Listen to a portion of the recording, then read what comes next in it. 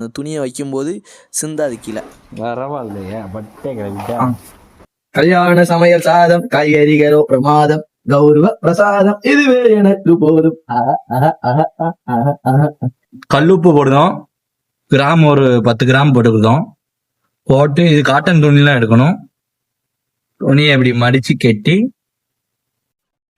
இது எதனால போடுறோம்னு பாத்தீங்கன்னா வண்டு எதுவும் அஞ்சிடக்கூடாது அப்படிங்கிறனால தீவனத்துக்குள்ள போட்டு வச்சுக்கோங்க, நல்லது. இதுல இன்னும் ஒரு பொருளை ஆட் பண்ணல, அது பாத்தீங்கன்னா பருத்தி கொட்டை. பருத்தி கொட்டை வந்து ஒரு 6 கிலோ வாங்கி போட்டுக்கோங்க. நம்ம முதல்ல கலந்தது வந்து வெறும் 5 கிலோ 15 நாள் ஓடுனுச்சு. இது வந்து 35 கிலோங்கப்போ உங்களுக்கு வந்து குறைஞ்சது 2.5 மாசம் தாராளமா ஓடும்.